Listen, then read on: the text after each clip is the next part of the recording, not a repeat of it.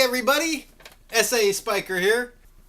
Yeah, but nobody's gonna watch it if it's an hour long of me talking about this crap. Oh yeah, I guess you're right. Nobody watches my short videos either. So, they say that's not good enough, and I need to talk a little bit more. I don't understand. So anyways, we'll go over everything one by one here and make sure you got a full understanding of what I'm saying. Alright, poster board. Main thing you need to know is most poster board that I've seen has one side that's kind of dull. Call that a matte side. And the other side's more shiny. We'll call that the glossy side. You always want to do your paintings on the glossy side. Now I've used 2 or 3 different kinds to do this, and they've all worked equally as well for me. I do like stuff that's a little bit thicker. I found this this is a brand called You Create. Thick sheet like this I can get for $1. This sheet here's a little bit thinner. This costs 33 cents. There's one more that was a little bit more expensive. That's called a ghost line paper board or poster board. Again, this side's kind of dull.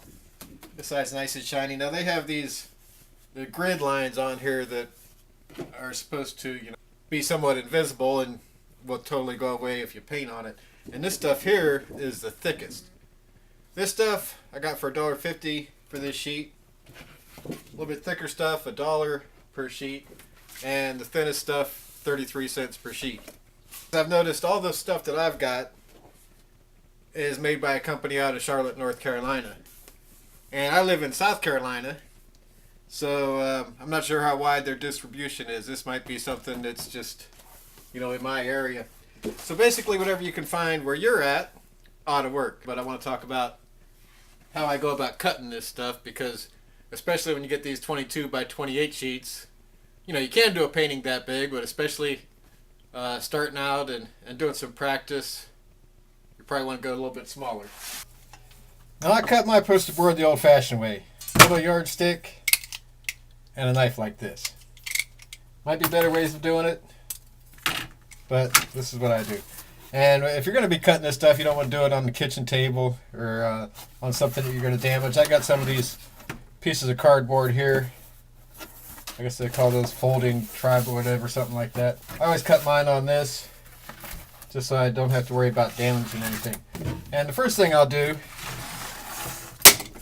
is just double check and verify what I'm dealing with. I see that's 28. That's what it's supposed to be. By 22. Perfect. I'll measure in from one side. We'll go with 14. Cut this right in half. I place my roller. It's always a good idea just to measure from the same size and keep things consistent. You don't want to be jumping all over the place and end up getting your stuff crooked. Make sure you're going straight across. Make another mark right there. Then I'll take this metal roller, line it up on those 2 dots, and make my cut. Now, I guess one of the reasons I want to talk about this is just to tell you some of the problems I've had. You start cutting this thing, and you think you're going right along the roller, and it's amazing how easy it is to find yourself a 1/4 inch off the thing all of a sudden. Then you come back, and your edge of your painting has these big waves in it. That's not good. So when I cut this, I really concentrate on holding this thing down as hard as I can. And the other thing to watch out for, especially on a longer cut like this, I might be holding this thing and doing just fine, and I get down here, and all of a sudden that your roller goes like that. So on longer cuts, you might want to stop halfway through and just readjust and make sure you're on your dots and keep that thing in the same place. To make sure I'm staying on the yardstick, I angle my blade just a little bit and act like I'm almost trying to cut into the thing. Like I'm trying to cut into this stick is the way I want to take my cut. So you might not want to do this with a wooden yardstick. But that's the way that I make sure that I'm staying right on my line and getting this done. Now, I suppose you can take a pencil, draw a line on here, and cut it with a pair of scissors if you want. That might work too, but probably not going to get a line quite as straight as what you'll get by doing this right. And when you cut it, put pretty good pressure on it to make sure you're going all the way through.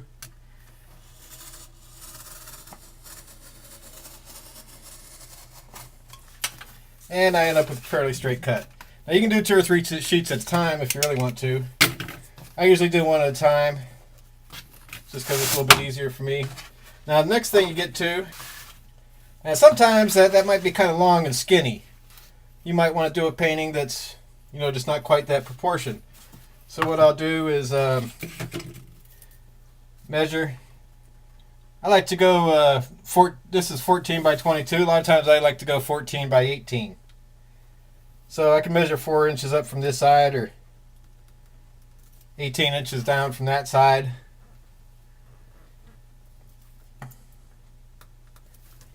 And do the same thing with this cut.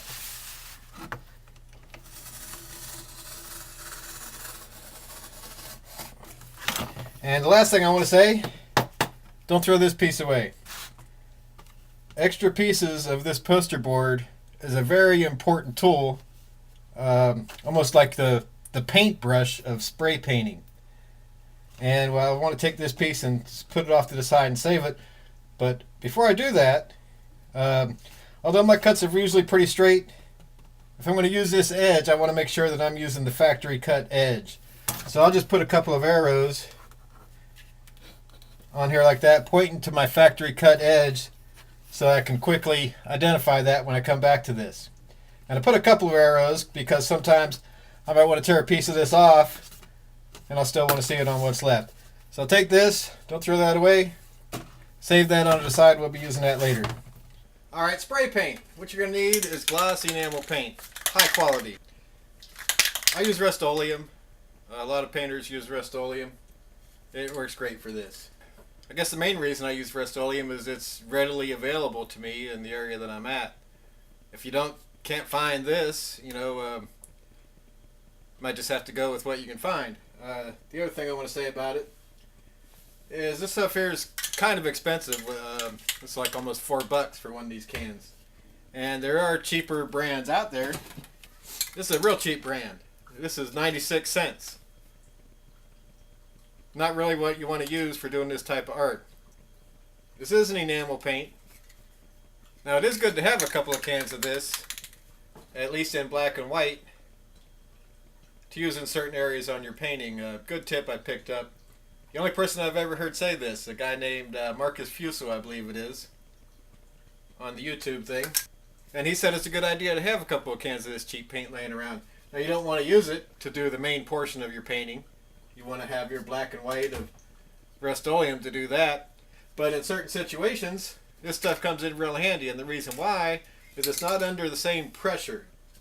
This is like a high pressure in these, and this is a much lower pressure. It comes out a lot slower. Rust-Oleum really blasts out, which is what you want in a lot of situations.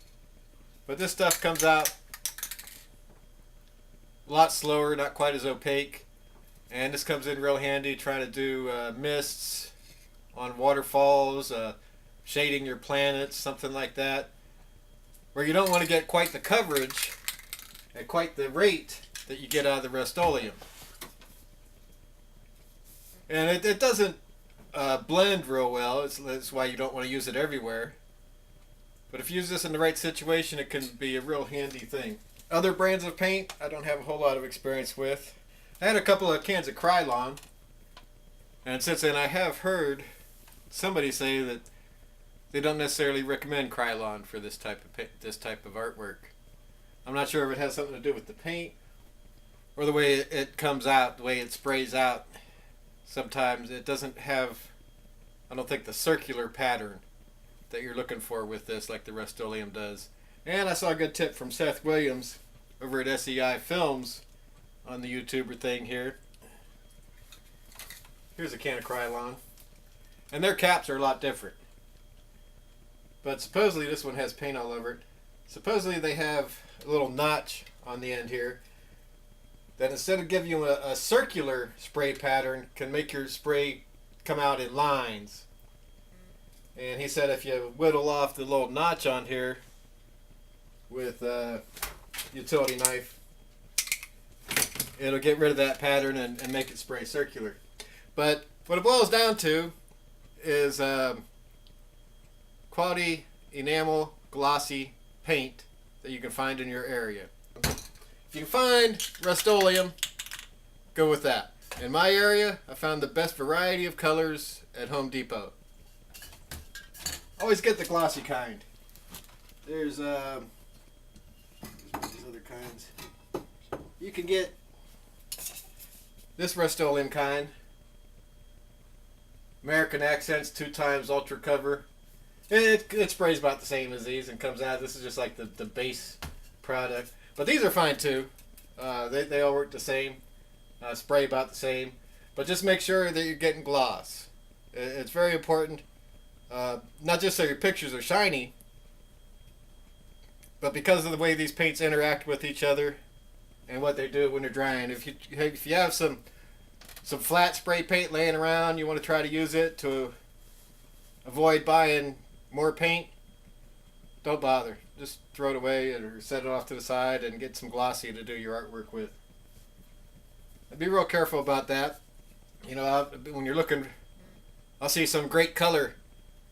Think, oh yeah, I'm going to go get that.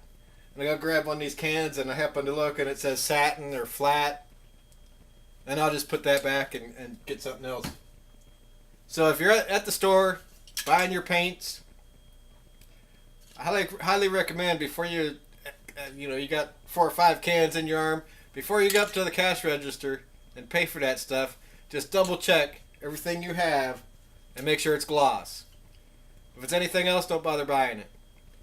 And last thing about paint, fluorescence. I had to be stubborn and try some of this stuff. I think some spray paint artists with experience use this in certain situations, but I wouldn't recommend this to a beginner. It just doesn't work the same as these other paints, and it definitely doesn't mix well. I tried to put some down and put some other paints on top of it. When it dried, it started cracking up and really went to crap. So for right now, don't waste your money buying any of this. Stick with your basic gloss enamel paints of one brand. Whether you use Rust-Oleum or, if you want to try to use the Krylon or whatever brand you can find, it's best to stick with one brand for all your paints. That's not always possible. Sometimes you might find other colors and want to throw something else in, and usually won't have too much of a problem as long as it's enamel. Like I said, I mixed a little bit of Krylon in with some of my paintings and it seemed to work just fine. One more thing about your paint, I noticed it says use when temperature is between 50 degrees and 90 degrees Fahrenheit and humidity is below 85%. That's pretty important. Anything below the recommended 50 degrees, your paint's not going to spray out right. If you're storing this stuff outside and it's cold out, bring all your paints indoors overnight. Let them even out to room temperature, and you'll have a lot more success with how that paint sprays out. Don't bring them in and stick them in the oven. Don't put them in the microwave. Don't take a blowtorch and try and heat it up. Remember, explosive. Now, one other thing you need to learn how to do with these paints, take a can like this, go like that a couple of times. See that? Nothing looks cooler before you start your painting. Do a couple flips like that. People will be like, oh man, that guy knows what he's doing now. If you want to look really cool, watch this. Get like 2 or 3 of these things. Learn how to juggle. I mean, you do this, and you'll look really cool. Watch this.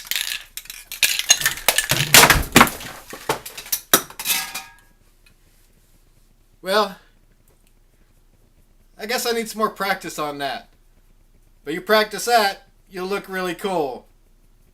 Some of these straight edges are a good thing to have.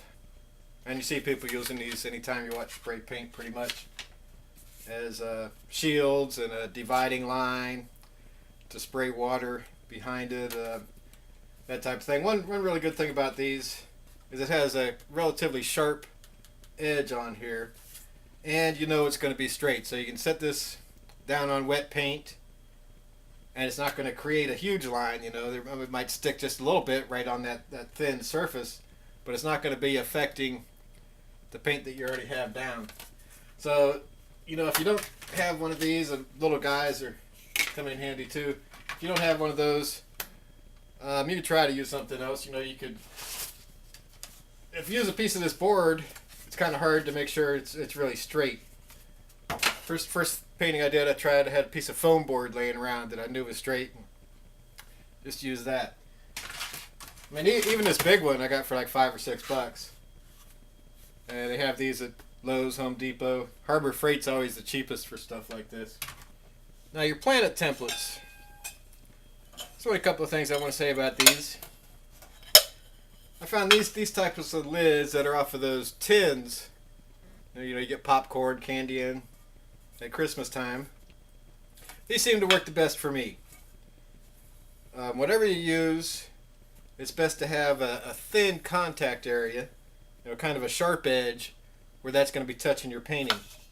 There's other things, you know, this is another lid off of a tin. They make those things to set over your range covers, you know, to set over the eyelets on your stove. If you can find one of those kind of cheap. You know, one thing you want to be aware of is I had one of these that was kind of bent, and so, you know, it wasn't all the way flat, and that's not good. You want these things to be, when they sit on your painting, you want them to completely cover and be in total contact with your painting. You know, certain bowls I tried to use once have a, you know, they're kind of rounded edge and have a large contact area with the painting, can smear up your paint or whatnot. So I got some of these, picked this up at Goodwill or something, and this has a real sharp edge. There's very little contact with your painting, and I thought that was going to be great, but I hate these things because of this lip. You know, you set that thing down on your painting and cover your planet, and you can spray it at an angle and get into this where you want to be to make a good, nice line. But this lip always gives me a problem. Like I said, you can get, you know, your one color all the way in there and make sure you got total coverage and you're fine. But then you want to add some other colors or add something else to your sky, and you sweep across here and it doesn't get around this lip. You take it off and you have this big ring around your planet. That might be okay if you, it looks kind of like an atmosphere or something if you're going for that effect. But in general, these things give me a headache. I found this little one here. This is one of my favorite ones. I wish I had a whole bunch sized like this. This one just works really good. And if you're using something like this, good thing to do before you use it is take a piece of tape like this, stick a little bit of it together, stick that on top of your stencil, and you have a nice little handle there to help you set it down and lift it up without disturbing the paint. Now, glossy magazine sheets. These things are real handy. And this is what's usually recommended for doing a lot of your removing of paint on your paintings. I'll just mention that if you can't find an old magazine laying around, you don't necessarily have to go out and buy a bunch of magazines to do this. Newspaper will work. Most people don't use it. It's not, you know, the first choice. It's going to absorb a little bit more of your paint than what you really want. And it's a lot easier to accidentally get that stuff stuck on your painting if your paint's a little bit drier than what you might think. If that does happen, you can usually get it loose with your old friend the clear coat. You always need some clear coat paint to keep re-wetting your paint, and if you get something like that stuck on your painting, you might think, well, it's over, you know, I'm never getting that off. But if you take some clear coat, spray it a little bit, take a palette knife, peel it up a little bit, and spray some more clear coat underneath it as you're trying to peel it off, you can usually get stuff like that out of the way. Other things that can be used These plastic grocery bags work real well. You get kind of the same texture as you would from a wrinkled up magazine sheet. One thing I like about that, I can use one side of it, and if I want to do a little bit touch up dabbing, I can quickly turn that thing inside out so I don't get paint all over my hands, and I'll have a nice fresh side there to do some more dabbing. Other things that can be used, saran wrap, some clear plastic, even some plastic like this can be used. Wax paper, tin foil. Now you don't need to go out and buy all this stuff. I'm just giving you some options and explaining about some of the things that different artists might use. So especially when you're first starting out, use what's available. Use what you can find. Don't go out and buy more stuff than what you need, or buy things that you don't need if there's other ways of getting around it. There's not a whole lot to say about palette knives, foam brushes, paint brushes, sponges. These are all tools that you might want to use along the way. On palette knives, we make these plastic things. I picked up a package that had about 5 of these in it for like $3. Or the metal ones, I've got a few of them. I found them for about $3 each. These come in real handy for a lot of stuff. It might take, you need to practice with them a little bit to get familiar with what you need to do. And, paint brushes. 2 I like the most are a fan brush and one of these big round brushes I use for different things. Foam brushes. Here's 25 1-inch brushes. Cost about $4. 22-inch brushes. Cost about $4. So these things, like what, 20 cents each? I don't even bother trying to clean these. I don't really know how you would go about it anyways. They'd probably fall apart on you. So I just kind of use these and toss them away. And especially when if you want to try to start doing foliage, any nature scenes, any trees, grass, bushes. Most often use a sponge for stuff like that.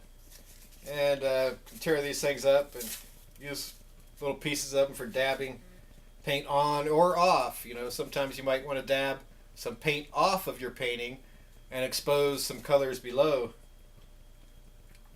Found this sponge works really good, and it's kind of big. Costs like $2 or $3. So you get a lot of mileage out of that. The only other thing I'll mention is when I got these sponges, I noticed when I opened the package, they had like this oily, wet film on them, and I realized they've been pre-treated with some soap.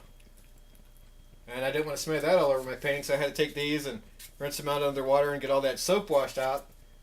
And then I let it dry out and I could put it to some use. Now they have, I did buy a package of sea sponge one time. I saw it at the art store or somewhere.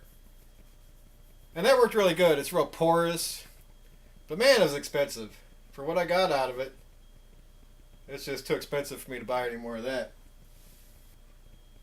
Now I harp a lot on wearing a respirator and being safe around this paint. And let's read what the can says here. Contains xylene and acetone. Vapor harmful.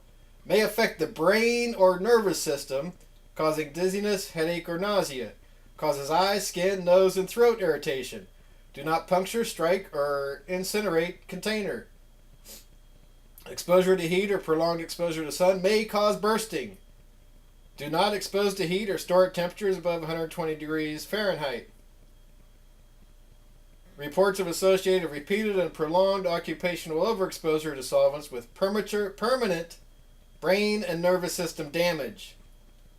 Intentional misuse by deliberately concentrating and inhaling the contents may be harmful or fatal. Vapors may ignite explosively. Keep away from heat, sparks, and flame. Do not smoke. Extinguish all flames and pilot lights and turn off stoves, heaters, electric motors, and other sources of ignition during use and until all vapors are gone. Prevent the buildup of vapors by opening all windows and doors to achieve cross ventilation. Use only with adequate ventilation. Do not breathe dust, vapors, or spray mist. Ensure fresh air entry during application and drying. If you experience eye watering, headache, or dizziness, wear respiratory protection or leave the area. Avoid contact with eyes, skin, and clothing. First aid. If you experience difficulty in breathing, leave the area to obtain fresh air. If continued difficulty is experienced, get medical attention immediately. In case of eye contact, flush immediately with plenty of water for at least 15 minutes and get medical attention. For skin, wash thoroughly with soap and water. Warning: this product contains a chemical known to the state of California to cause cancer and birth defects or other reproductive harm. Keep out of reach of children. Are you sure you want to do this? I've heard some people can make some really nice paintings using nice, safe, non-toxic watercolored paints with the paintbrush. You know, that's a perfectly good form of art. Maybe you might want to consider that. Well, I don't want to scare anyone off, but if you're going to be using this stuff, you need to be aware of what you're dealing with and take the proper precautions to protect yourself. I constantly harp about the respirator. Gotta wear one of those. To me, this is the most important thing. Breathe it. When you're around these, you're standing 2 feet over top of this thing where you're spraying this paint all over the place, and you're doing it regularly. You know, if you're like me, I might do. Lately, I've been slacking off, but let's say I do 1 painting a day. You know, that's still every day you're getting that exposure. So even if you have good ventilation and aren't really breathing the vapors to cause you any harm, you do that over and over again over prolonged periods of time, that can add up. I don't get quite as concerned with getting it on my skin.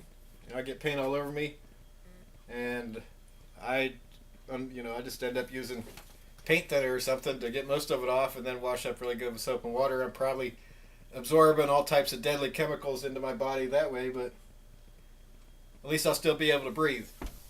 Eye protection. You don't see a whole lot of artists wearing safety goggles or safety glasses. And, it says on here that the vapors can be harmful to your eyes, or at least cause eye irritation. But most of the time with adequate ventilation, you aren't getting that much of a buildup, and doesn't usually cause too many problems with just the vapors. The main thing to be concerned about is accidentally getting some paint splattered in your eye, or shooting some accidentally in your eye. Now you might say, well, I'm not that stupid. And most people aren't. When I'm doing paintings, I'm always looking at my thing, and I've never had one backwards. Especially these, they have a nice little notch there, so it's pretty easy to identify which way your spray is coming out. But you just always have to be careful. One of the most important times to wear eye protection is if you're taking any of these caps off and trying to clean them out and putting them back on. Even if the thing's pointed away from you, it's easy to accidentally spray it and might hit your hand and bounce back into your face or something like that. Okay, and the last thing that I should say something about is having a proper area to do your paintings, a workspace. And the easiest answer is to do it outside. Depending on your weather, that's not always an option. As we saw on the can here, adequate ventilation is very important. Now if you just say, well, I'm just going to do this in a room in my house. Open up a couple windows here, got breeze blowing through here, I'll be fine. You might be able to do that, but you need to be aware there's a good chance you're going to have a film of overspray covering everything in that room. So that's why you just need to think of this stuff ahead of time. You're going to do this outside, maybe in the garage. Don't do it right next to your wife's car. Don't do it right next to your mother's car. You might be out there next week with a can of rubbing compound getting all this overspray off of there. So just think ahead about that stuff. And that's another real good place to do this, especially just to get started. It might be in a garage or outdoor shed. And again, just look for good ventilation. If it's not windy outside, you might want to put a fan in the window blowing outside, or anything to keep air moving, fresh air coming into where you're working. I talked a little bit before, probably no one watched that video, about exhaust fans that I have installed in my work area. And that's another real good option if you end up trying to do this indoors or even in a garage, is some type of exhaust fan that's going to suck all the fumes out of where you're working and prevent that buildup.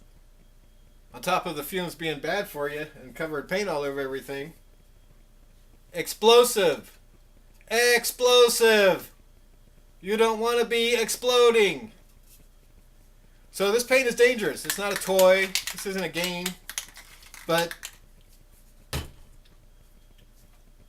it's like any tool.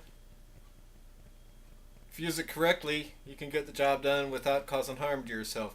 And, if you're going to use a power tool, you need to know what you're dealing with and but know what to do if something does happen. Just be prepared and try to avoid having any types of accidents or problems. If you're going to use a chainsaw, you want to make sure you're holding the thing at the right end. It reminds me of a story.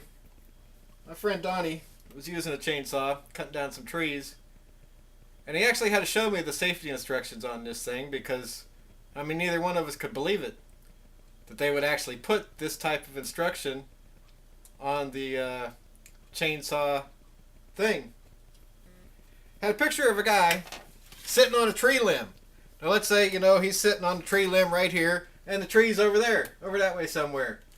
He's taking a chainsaw and cutting the limb that he's sitting on right here.